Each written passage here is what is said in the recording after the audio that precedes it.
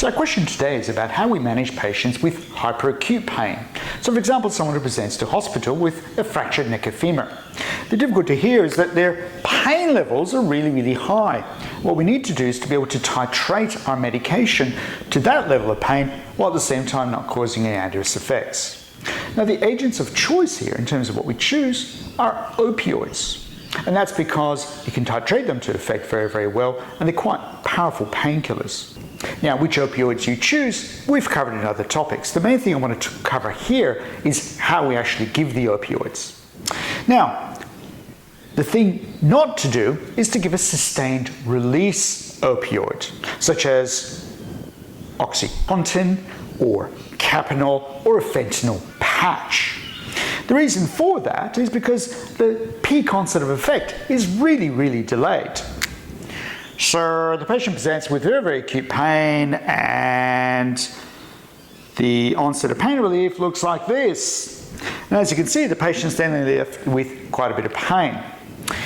The way we often resolve that is, whilst we're waiting for the sustained release opioid to work, we then have to give lots of other immediate release opioids. And so what you then find is somewhere down the track here, you finally got your sustained release opioid kicking in, the immediate release opioid is still hanging around, and lo and behold, the patient's narcotized.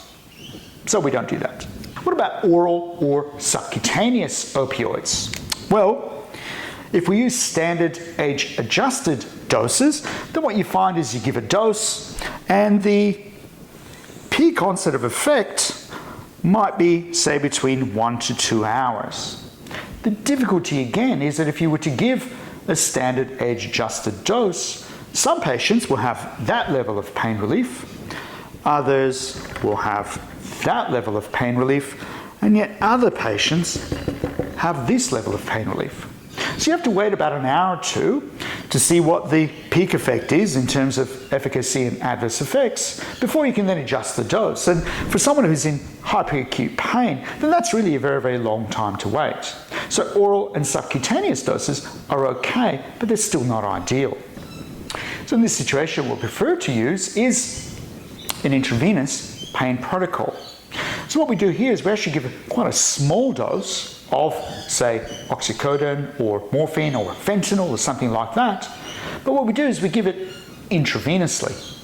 And so it has its peak effects in about 3 to 5 minutes. So you give a dose and you see what the effect is. And so you measure the effect then in terms of pain relief, sedation, saturation, respiratory rate, heart rate, blood pressure, those sort of things. And then you give another dose. And another dose. And another dose. And you can then see here that within a space of, for example, 15 to 20 minutes, you're able to titrate quite rapidly the dose that you need to give against the patient's level of pain.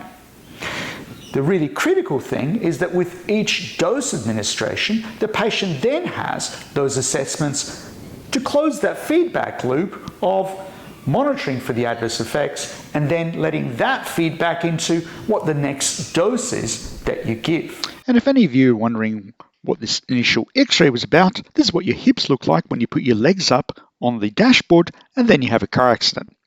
Best not to do that.